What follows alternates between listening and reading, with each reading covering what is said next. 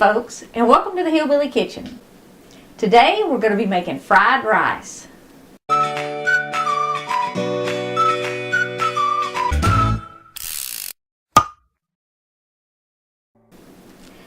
Now, fried rice is a pretty simple meal, and you can add a little bit to it and actually make it a one-pot dish.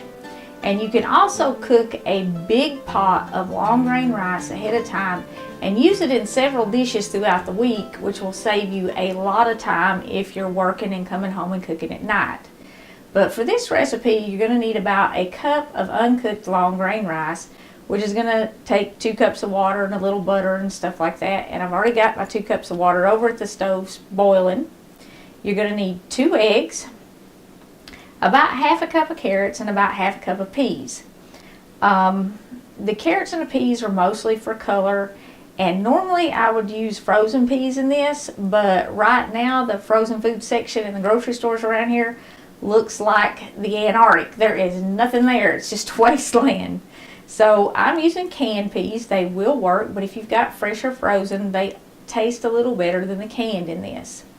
You're going to need some fat to fry it in. I just use butter. I don't buy anything special.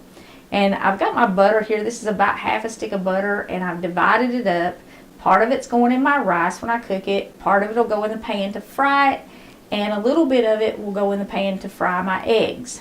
Now, I'm just seasoning it with salt, pepper, and soy sauce, and I'm actually using the liquid aminos, which is a soy sauce substitute. But I'm adding to it about 3 cups of chopped cabbage. And this is about half a head of cabbage that I had left over when I made coleslaw. Cabbage right now is one of the few foods that seems to be in abundance. And you can add other vegetables to this, but adding the cabbage is going to do several things. First, it's going to cut the calories absolutely in half. Second, it's going to add a lot of nutrients to it because long grain rice doesn't have many nutrients in it by itself. But if you add the cabbage, cut the rice with the cabbage, it puts vegetables in your meal, which makes it a complete meal.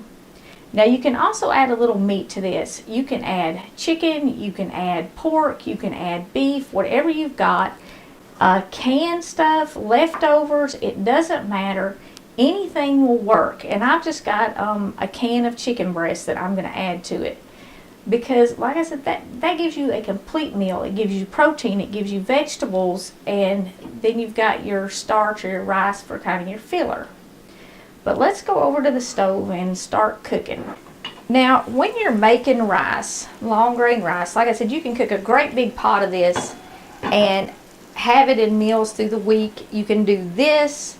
You could do stuffed peppers. You could, if you had leftover beef or something, you could do some gravy with it and pour it over rice and have that for dinner. But I'm just adding part of my butter and some salt to my water. Now you want to make sure your water is rapidly boiling and add your rice to it. Give it a little stir. And then turn it down so that it doesn't boil over, but make sure it keeps boiling. I'm going to cook this on kind of medium-low, somewhere between low and medium, and you want to set your timer for 20 minutes.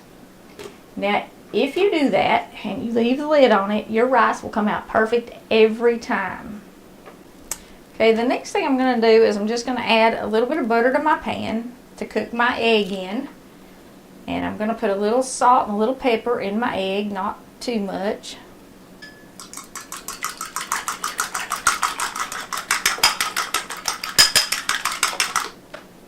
Give it a little whisk so it's fluffy, and you do want to add your egg to a hot pan. You don't want to add it to a cold pan. It changes the texture of it if you add it to a cold pan.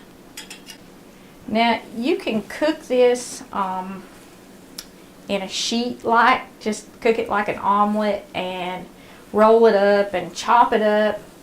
But that to me is just a silly waste of time when you can just scramble it up and get it in small pieces, and it cooks faster if you scramble it a little bit too. If you've got leftover rice, this is a pretty quick one-pot meal. Now, as you're scrambling it, just take your spatula and kind of bust it up, chop it up so that it's kind of small pieces. You don't want huge chunks of egg in your fried rice, and you don't want to have to waste time chopping it later. That looks pretty good there, and it just takes a second to cook it. So now what you want to do is you want to take this out of your pan. You don't have to worry about getting every little bit of it out of there. What's left is fine. Go ahead and add the rest of your butter. Okay, I'm going to go ahead and dump my carrots in because they are not cooked and they're very hard. I want to make sure they get soft. And I'm going to dump my cabbage in. Now, you don't have to use the cabbage if you don't want to. If you just want regular fried rice, you know, you wouldn't add the cabbage. But adding it does add a lot of nutrients to it. I really like the flavor. I like the flavor of egg rolls, and they're mostly stuffed with cabbage. So that kind of gives you that flavor of egg rolls and fried rice together. And it's all in one dish.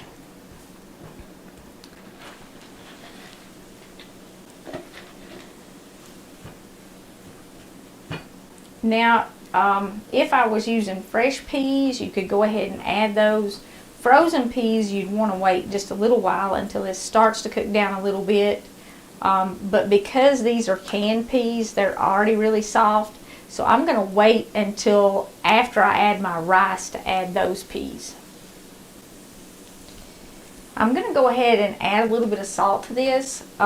If you're on a really low salt diet though, wait until the very end to add your salt because you won't have to add as much and it will have more flavor. You could also use salt substitute in this if you wanted to, or the light salt. But there are a lot of different varieties of salt available now, and if you have dietary restrictions, check some of those out. Check out like the pink Himalayan salt and the natural sea salt. Not regular sea salt, the natural stuff. It's kind of a brown color because those seem to be a little less detrimental to your health if you already have heart problems. And you know, this is just a taste, so just add and taste it, or wait until near the end and add and taste it. And I'm going to go ahead and add a little pepper.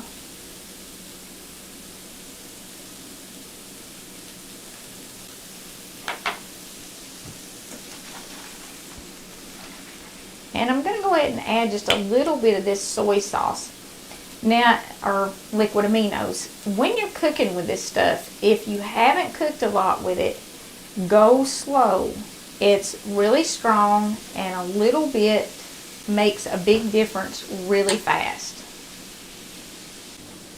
Another vegetable that would work really well in this to kind of cut the calories of the rice and add the nutrients of a vegetable would be cauliflower. You could chop it up real fine or even grate it and put some cauliflower in here. It would be very hard to detect the cauliflower even being in it if you chopped it up really fine because the texture would be so similar to the rice. The cabbage is kind of the same way. Once it gets fried, the texture blends in with the rice, and it's hard to tell it's in there if you don't know. Okay. So we're going to let this just sit here and cook for a few minutes. And while it's cooking, we've been giving away some cookbooks. So let's give away some cookbooks.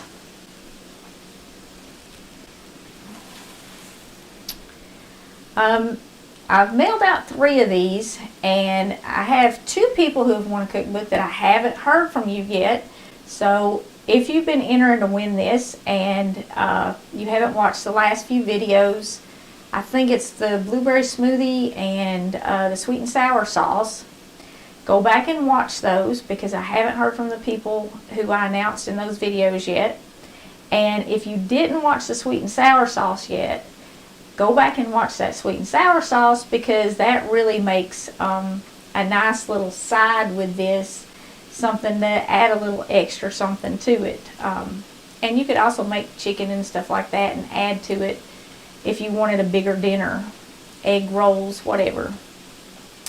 But the winner in this video, the cookbook winner in this video, is Vicky Y. There's no last name, just the letter Y. I will post a link to your page in the description of the video so that you know you've won. Congratulations, Vicky. Thank you for all your very nice comments, and thank you for watching the videos. If you don't have a cookbook yet and you didn't win one, you can get it on Amazon. Just go to Amazon and type in Verses and Vittles. I do still have 3 cookbooks to give away. So if you would like to win one, you can comment on any video on the whole channel, Hillbilly Kitchen Verses and Vittles, because that's the name of the cookbook. And I will search the channel comments, print off all the winners, or I mean all the people who entered, not all the winners, I'm sorry. I'll print off all the people who entered and draw a name from all the entries. So just somewhere in your comment, put Hillbilly Kitchen Verses and Vittles. That way it'll pick it up when I search the comments. If you haven't seen the cookbook yet, it has a color picture with every recipe, and it has scripture all through the cookbook. And I picked out all these verses pretty carefully because they all meant something. They're all encouraging or offer hope, offer guidance. And if you know somebody who maybe is kind of searching but they don't know the Lord, this might be a way to get a little more information in their hands. Or if you just know somebody who needs encouraging, this, you know, it was intended for that. Also, in the back, well, there's some stuff about me because a lot of people have been asking questions about me. We have, in the very, very back, it's the Reverend Billy Graham's Steps to Peace with God. It outlines the steps for salvation, what you actually need to do. So if you know somebody that you're trying to reach, this really explains it in detail. And you can give them this and they can look at it on their own and maybe call you if they have questions. There's a little pamphlet that Billy Graham did that has this in it, and I've used that several times to reach people, but it really is helpful. And we also have the stuff that we have at the end of our channel in here, and the very bottom of that where it says Pro-America, we have the Pledge of Allegiance printed. And you know, a lot of this stuff that's going on right now, I think if we just went back to teaching the Pledge of Allegiance so that our children knew what our country stood for, that we were one nation under God, indivisible, with liberty and justice for all, so that we grew up with that ingrained in us, that, you know, I think it would really make a difference. And why we got away from that, I don't know. It just doesn't make any sense. And I want to encourage y'all to pray for our country and pray that we return to a time where we had some common sense, and pray that everybody can see the truth about what's going on, because I think there's a lot of stuff that we are not getting the full story on. Let's go back and check on our cabbage. Okay, our cabbage is starting to brown just a little bit. You don't have to brown it a whole lot, but a little bit of brown gives it some flavor. About the only way you can mess it up is if you burn it. You do want to cook it enough to make sure those carrots are tender. You don't want real hard chunks of carrots in the middle of your fried rice. The texture just doesn't mesh well. See, our rice still has about 6 minutes on the timer. So we're just going to let this sit here and cook. Now we can go ahead at this point and add our chicken. And the chicken, like I said, is optional. If you don't want the chicken in your fried rice, you don't have to use it. But you can also use pork if you've got a little leftover pork roast, beef if you've got some leftover beef roast. Just shred it up and put it in here. and it will add that protein to it to make it a meal.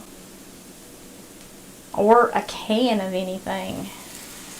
Canned meat seems to be a little more readily available right now than fresh meat.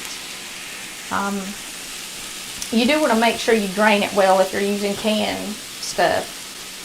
And you just want to bust it up so that it kind of blends in. You don't want those big, huge pieces of chicken in there. But if you're having trouble finding fresh meat right now, the cans are an option for protein and flavor. If you're using canned meats, keep in mind that they all have added salt, so that's going to affect how much salt you have to add as you're seasoning it. So make sure you kind of allow for that and taste, and don't do too much salt if you're doing canned meat. Okay, we're just going to let this sit here and cook until our rice is done, which just has like 3 minutes left now.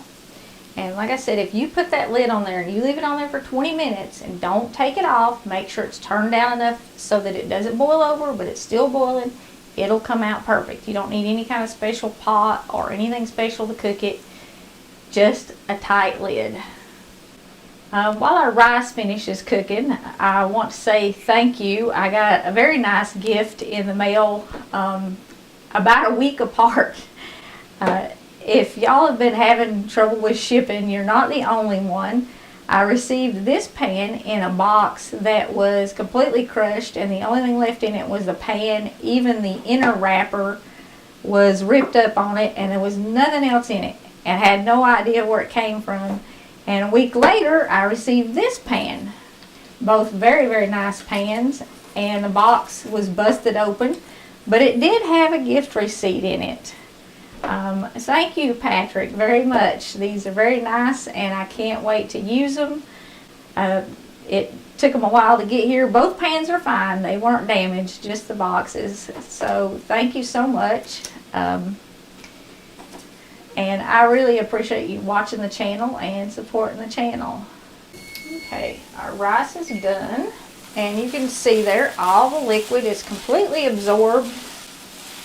And the rice is nice and fluffy. Now, I've seen people rinse their rice after they cook it. I don't understand that. Like I said, it doesn't have very many nutrients to start with, and if you rinse it, it's going to take even more of the nutrients out of it. So I do not do that. And you can cook, 4 or 6 cups at a time and use it in several dishes throughout the course of the week, so that you don't have to take that 20 minutes every time you prepare a meal. And if you have leftover rice, you've got a pretty quick 1-pot meal with this. If the rice was left over and cold, you could add it when you started the cabbage, because it would take a little longer for it to get hot and start to brown. Or you could start the cabbage for just a few minutes and then add it, maybe cook the cabbage for about 5 or 10 minutes and then add it. Where ours has been in there for at least 15 minutes. It's been in there since we took the egg out.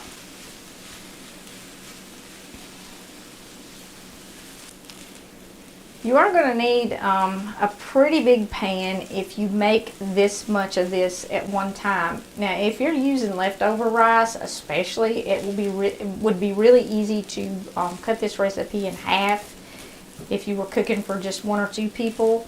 This much will feed 4 or 5 people at least, maybe even as many as 6. It kind of depends on how hungry everybody is and what else you're making with it.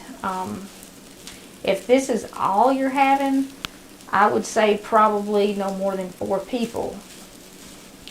But if you're making this much, you're going to need like a 10-inch pan at least. Okay, I'm going to add a little more soy sauce to it. And I'm probably not going to add any more salt to it, because I did salt my rice when I cooked it, and I added a little salt to my cabbage when I put it in here. And that chicken definitely had salt in it.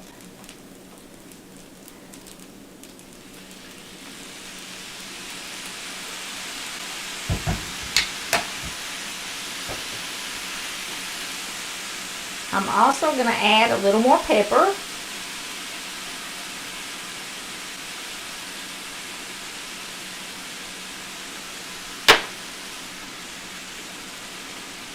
Now at this point, all I want to do is just kind of cook it until my rice starts to brown a little bit. And it won't take too long because the rice was hot where I just cooked it, and the cabbage is already cooked and it's already brown, it's done. So, you know, the rice won't take too long to start to brown. I kind of let the bottom of the pan brown once.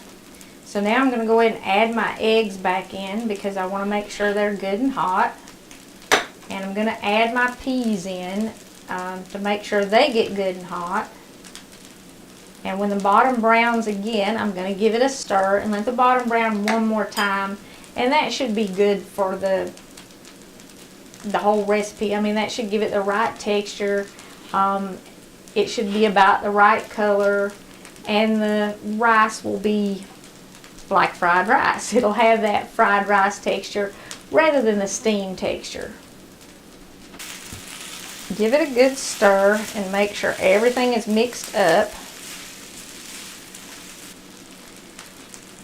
Right now is when you want to taste it, and make sure you got your salt right. And keep in mind, you can always add more salt on the table so that everybody gets it the way they like it. But you do want to make sure you've adjusted your soy sauce or your liquid aminos so that it tastes right, because you don't really want to add that on the table. The flavor is better if it's cooked in a little bit.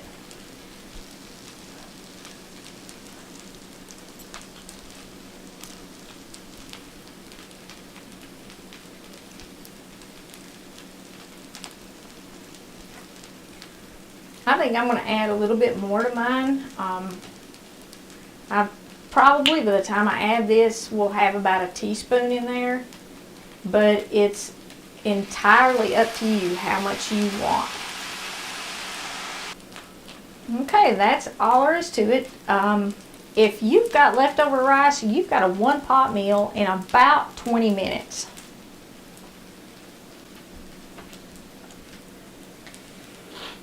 Whether or not you add the cabbage is entirely up to you, or if you wanted to do cauliflower or even a different vegetable.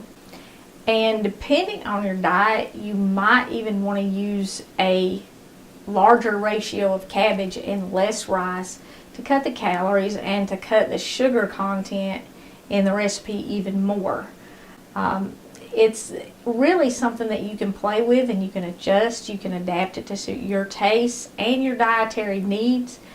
But you've got a pretty nutritious meal here in one pot that you can do 20 minutes on a weeknight.